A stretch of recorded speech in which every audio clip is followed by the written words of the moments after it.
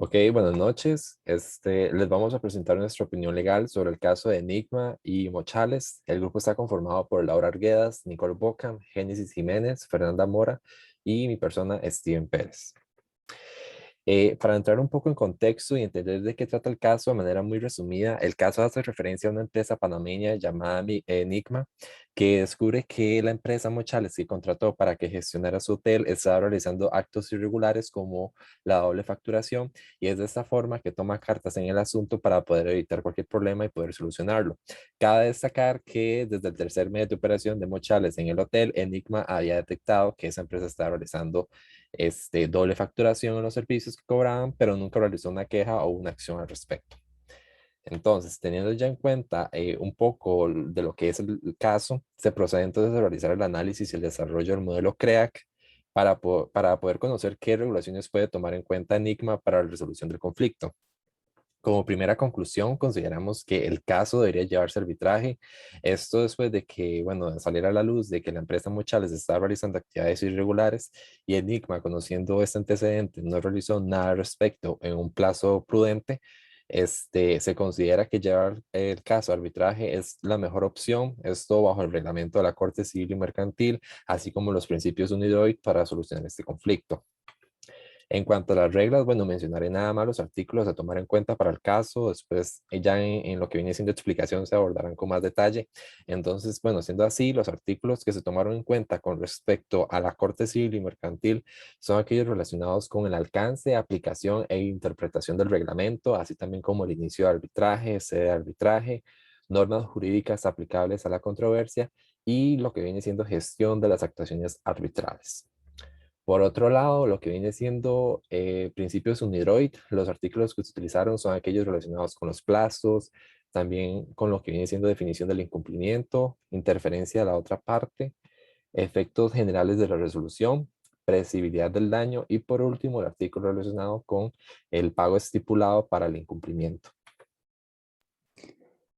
Bueno, en cuanto a la parte de explicación, en el caso de que esta disputa no pueda ser resuelta diplomáticamente, las partes pueden solicitar que se inicie un proceso de arbitraje. En este caso, según el contrato ya establecido, la disputa va a ser administrada por la Corte Civil y Mercantil de Madrid bajo el reglamento de los principios UNIDROIT. Entonces, en el artículo 3.2.12 se expresa que si una parte quiere anular el contrato, esta anulación debe solicitarla dentro de un plazo razonable, ya que hay distintos aspectos que deben considerarse. Luego, en el artículo 7.1.1 habla sobre el incumplimiento de una parte en el contrato que negoció con la otra, y aquí es donde se incluye el incumplimiento defectuoso. En el artículo 7.1.2 se explica que una parte no puede defender el incumplimiento de la otra si es causado por omisión. En el 7.3.5 dice que una posible resolución no excluye la indemnización de daños y perjuicios causados por el incumplimiento de una de las partes. Además, señala que esta resolución no va a afectar ninguna de las cláusulas del contrato. En el 7.4.4 habla sobre prevenir algún daño por incumplimiento que una parte incurra dentro de las operaciones o deberes que tenía a su cargo. Y en el artículo 7.4.13 es cuando, bueno, dice que cuando el contrato lo establezca, la parte que incumplió debe pagar una suma a la otra parte por el incumplimiento. Y aquí no se tiene en cuenta el daño provocado.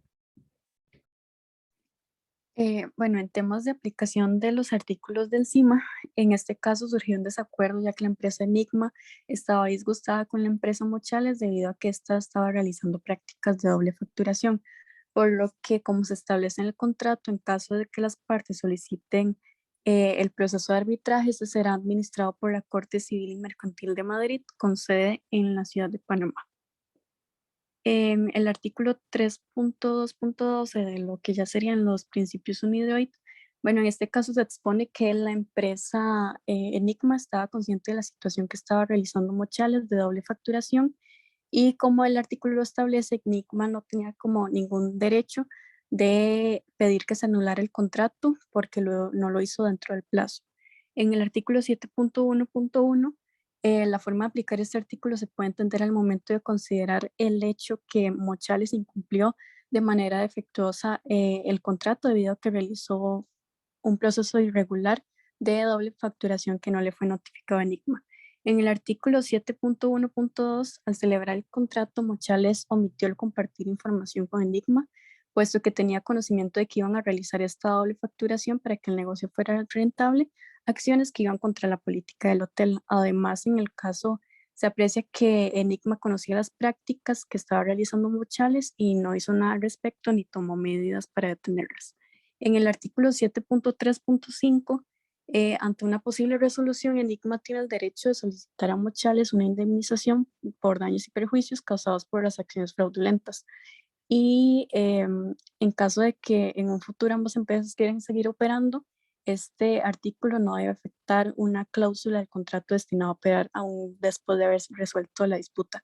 En el artículo 7.4.4, el artículo aplica ya que Mochales, conociendo sus actos fraudulentos, debió haber previsto esas consecuencias que traería consigo, por lo que deberá asumir gran parte de la responsabilidad y velar por los efectos que esta pueda tener sobre la negociación. En el artículo 7.4.13, bueno, en este caso Mochales deberá pagar la suma antes establecida en la celebración del contrato y Enigma tiene el derecho a cobrar por el incumplimiento sin necesariamente tener en cuenta el daño provocado por las acciones que llevaron al incumplimiento. Y por último, lo que sería la conclusión, se puede concluir que de acuerdo con el artículo de los principios UNIDROIT, la empresa Enigma no puede solicitar esta anulación de contrato debido a que conocía acerca de las prácticas que tenía Mochales y no realizó el debido proceso para notificar la anulación en el momento. Por lo tanto, como se estipula en el contrato, se puede llevar a cabo un proceso de arbitraje a través de la Corte Civil y Mercantil de Madrid para solucionar la controversia y encontrar otra alternativa para anular el contrato. Y este arbitraje se recomienda más que todo por temas de no dañar la imagen de las empresas. En lo que es la opinión legal como tal, la primera pregunta que se presenta es que si se puede considerar un incumplimiento contractual respecto a la política de precios si al final Enigma recibió su ganancia mínima. Bueno, la empresa Enigma puede considerar que se está incumpliendo con el contrato establecido con respecto a la política de precios que ambos acordaron, ya que descubrió que la empresa Mochales no estaba realizando la facturación de las habitaciones de manera transparente y honesta, sino que las estaba duplicando con el fin de obtener mayores ganancias. Sin embargo, este no es notificado y se descubre al tercer mes que el contrato entra en vigor.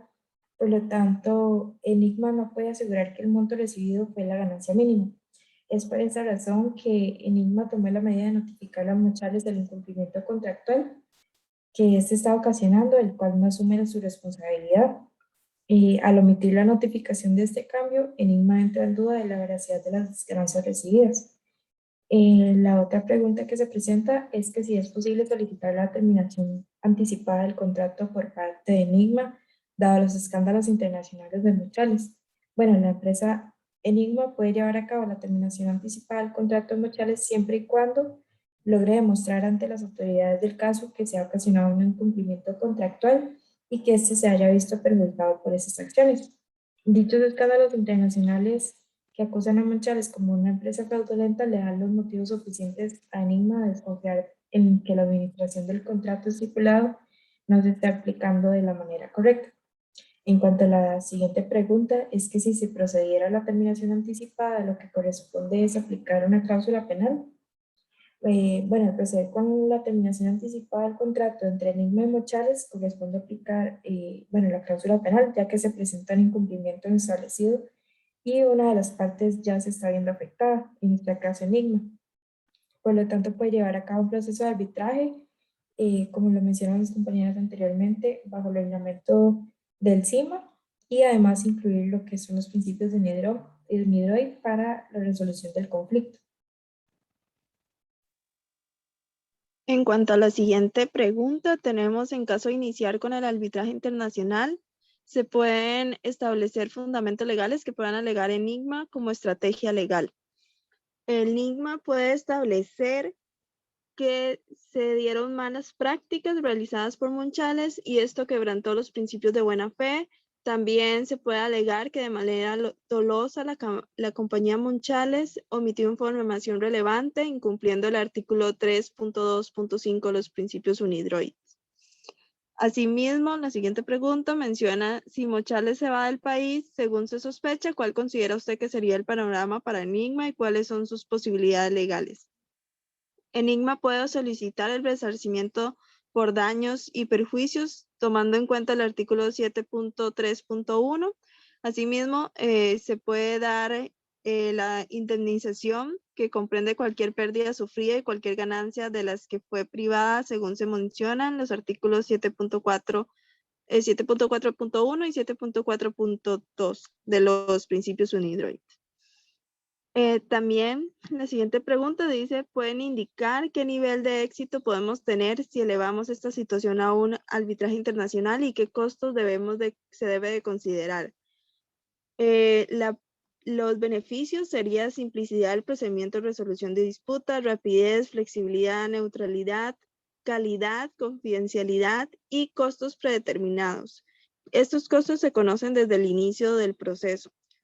Los costos van a variar, pero se tienen que tomar en cuenta honorarios de los árbitros, previsiones de fondos, tasa de apertura, incrementos por cambios de valor de la divisa, gastos de transporte, comunicación e instalaciones.